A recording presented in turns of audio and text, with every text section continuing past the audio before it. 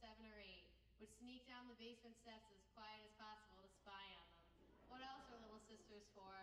I would sit under the air hockey table unnoticed for hours while Nisa and George just sat there and did homework. I always knew they'd end up getting married. I could just tell from the smile he put on her face. And if I didn't know by that, then I knew by all the times she would call him. I swear, they never got off the phone. All I would hear over and over in my head is, "Hi, is George there?" Constantly rang in my ears. I saw how happy George made my sister at that time, but it wasn't until Nisa and George's first Christmas together when I knew he was meant to be in the family. I somehow got lost in Tunkhannock at 2 a.m. on Christmas Eve, and poor George, his first holiday with the Zaccheo family, came to the rescue. And thank God he did, because Santa was coming that night. After that, I knew he was the right guy for my sister, and I knew he would treat her right. As their relationship grew, the more I liked and accepted George as the brother I never had. Now he's the father of my niece and nephew, Bambino and Tori, and my official brother-in-law, and I couldn't be happier or ask for someone better. So George and Nisa, I wish you all the happiness in the world for your marriage, and I'm so honored to be part of your life together.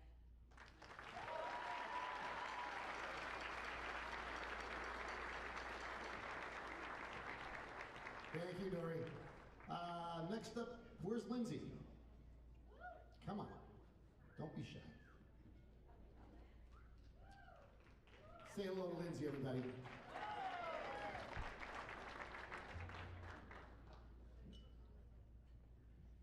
Hello, good evening. For those of you who don't know me, my name is Lindsay Cora, and I am Nisa's other maid of honor. Let's see. I'd just like to thank both Degilio and Zaccheo family for this beautiful event tonight with Nisa and George. I know this day will forever be your anniversary date, but George, something I have to tell you. About 3 months ago, Nisa and I celebrated another anniversary. She likes to call it our friendiversary. So in May, Nisa and I celebrated our 17th friendiversary. So you see, she was mine first. My earliest memory of Nisa was when she moved into Fawnwood, so it was June 1999. She moved in. I was so excited that there were more girls in the neighborhood. Somehow she wound up on my front porch. We were talking, laughing, and eating Oreo cookies and milk. Times have changed.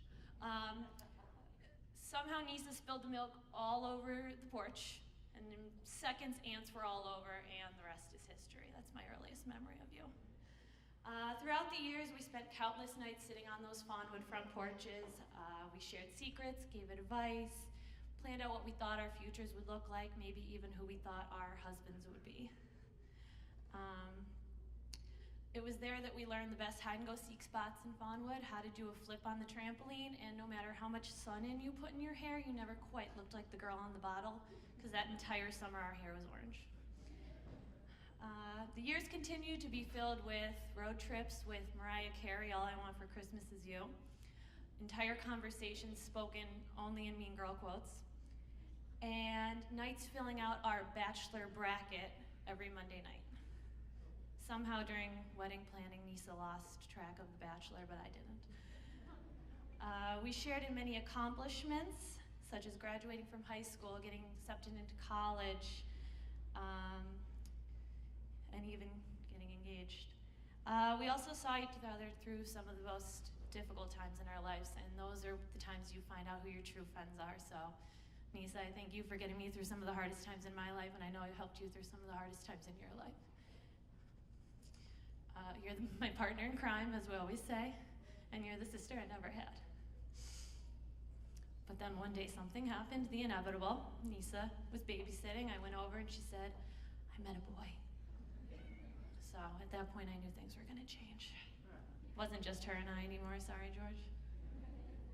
So, I don't know, I learned about this boy. She talked about him constantly, and I know Nori always heard, "Is George there?" Well, I always heard, "George!" Constantly. So Nisa chased George for quite a while. I don't know how keen he was on the idea at first, but 8 years later, here we are. It must have been the mullet. Sorry. We tried to get it back tonight, but he wouldn't do it. So They ended up spending a ton of time together, but I don't think they were ever alone. As Nori told you, she was either there or Dan or I was usually the third wheel, so I think we still are sometimes. So Nisa and George, it's been an honor to witness your entire relationship, all 8 years, the good, the bad, the ugly. So George, here's some advice. You ready? I got her hooked on coffee many years ago, so you better keep her well caffeinated. When you take her out to a restaurant, lots of napkins. I hope you like empty water bottles, half-empty water bottles. She leaves them in her car, in the house, everywhere. And George, I think you're getting a nice little Italian girl there, but let me tell you, she instant messaged me from college one time and asked me how to make ramen noodles in her dorm room microwave. Just saying, that might be dinner one night. I Googled it, I told her how to do it, and I'm pretty sure she ate them. So, she's truly a special person, as you can see, George. She's my best friend. I wouldn't change one thing about her. From this day forward, she might be your wife, but she's forever my best friend. So when I steal her, you're just gonna have to deal with it. You're a lucky man. Take care of my best friend. If everybody would raise their glasses. This is a toast to love and laughter and happily ever after.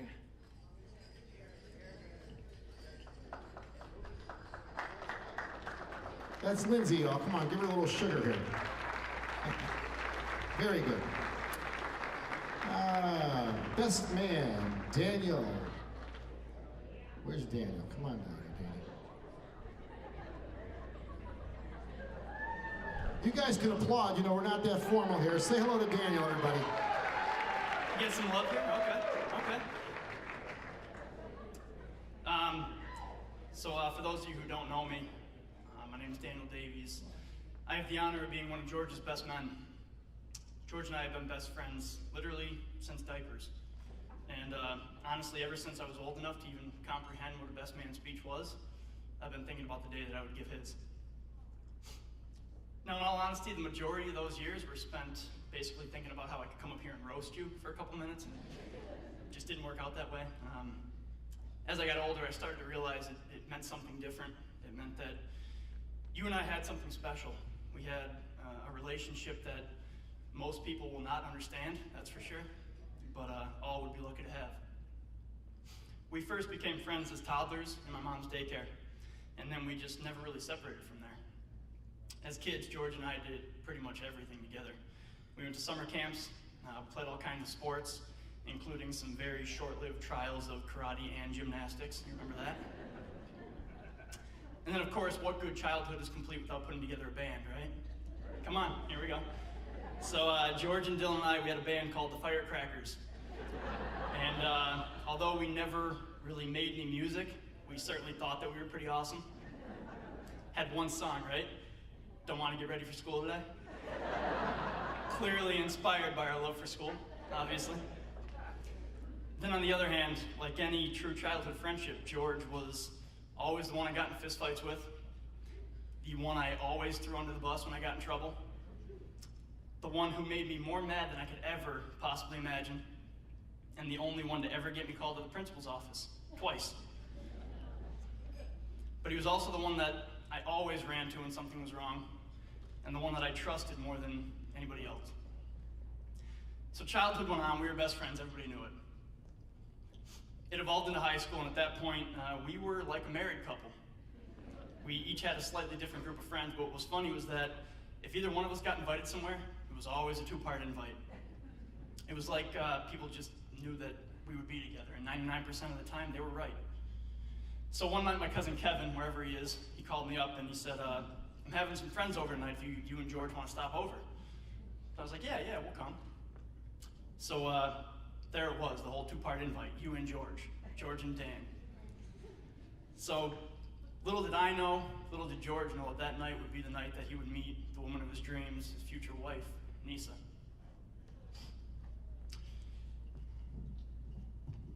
As much as George won't want me to admit this to anybody, after that night, Nisa was pretty much all that he talked about for a while. And little by little, we started hanging out with her pretty much every weekend. And even though it was obvious that they had a relationship, she quickly grew to the fact that George and I were a package deal, and she wasn't getting him without me. I third-wheeled it with them pretty much everywhere, and I mean for years.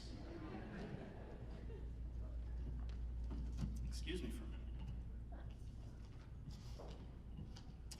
So needless to say, after a while, I got to know Nisa pretty well, better than most of my friends, and really she became like family.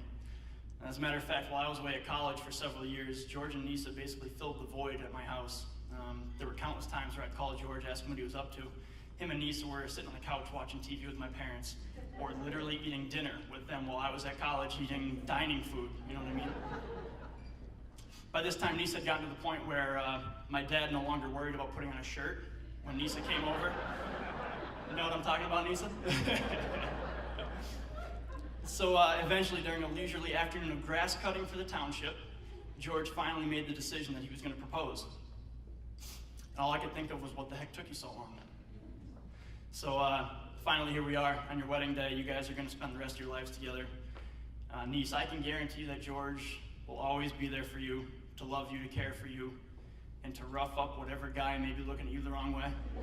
That's a guarantee. And George, I can guarantee you that Nisa will always be there for you, to hold you, to cherish you, and to remind you that you could definitely use another dog. Okay? In all seriousness, guys, I think you guys are an awesome couple, okay? I'm excited to see what the future holds. I wish you many years of happiness. I love the both of you. Again, can everybody please raise their glasses? Toast to George and Nisa, newlyweds. Hear, hear.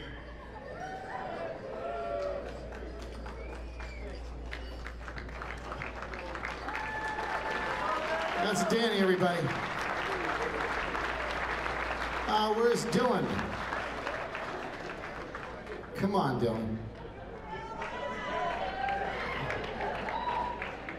You guys better get more champagne. Waiters?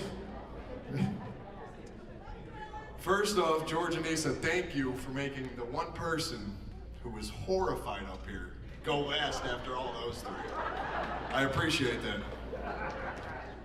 Well, for those of you that don't know me, I'm George's brother, Dylan. I'm one of the best men. But I am not good at speaking. I'm horrified, honestly. So just work with me. It's gonna be short and sweet. It will not be a half hour like Dan's. But all right. So as most of you know, George and me, we went through some tough times a little while ago. Losing my sister. But then Nisa came into our lives.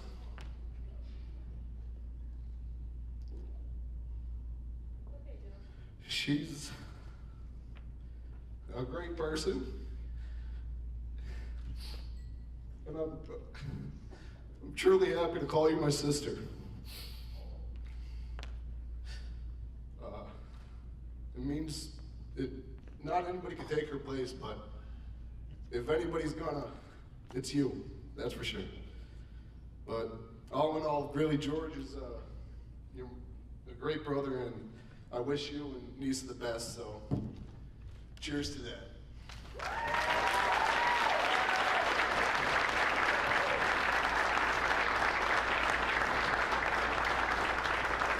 That's Dylan, everybody. Father of the bride, George, come on down. I'll meet you halfway, how's that?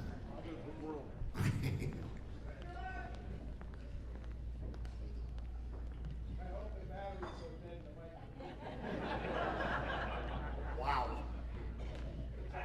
First of all, I want to thank almost all of you for coming here and celebrating this wonderful event we're having here tonight. 8 years. All I can say, it's about time. There's a lot of people that can't be here with us tonight because they've passed on. Whether it's grandparents, aunts, uncles, cousins, and close friends.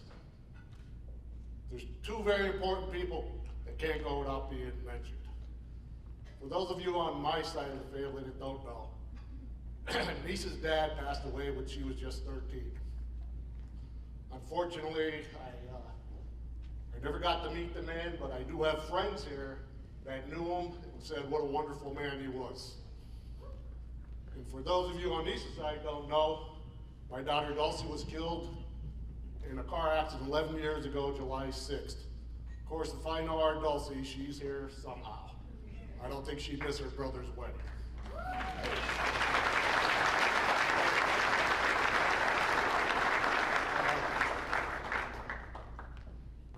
In those past 11 years, Tam and I have been to 1,735 weddings. And I'm serious, it was a lot. And every time it was time for the father-daughter dance, I would quietly get up and leave and go outside. Those past 8 years that Niece has been with us, every time it was time for the father-daughter dance, Niece would either beat me to the door or she'd be right behind me, and we would both be outside crying together. 2 years ago, they set their date, and we had talked about me and her doing a father-daughter dance, but since have decided it's too emotional, and I was kind of hoping we'd do the twist because I'm an excellent twister. I'm really a good twister, but it'd be too emotional, so we decided that we wouldn't do it. 11 years ago, I lost the opportunity to walk my daughter down the aisle, but Lisa gave that back to me today. It meant a lot to me, Lisa. I love this.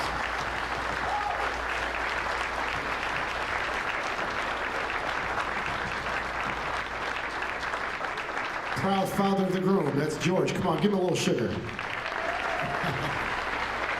That's what I'm talking about. Let's see. Where is Jill? Right over here. Jill. Jill Rosano. All over here with the hair.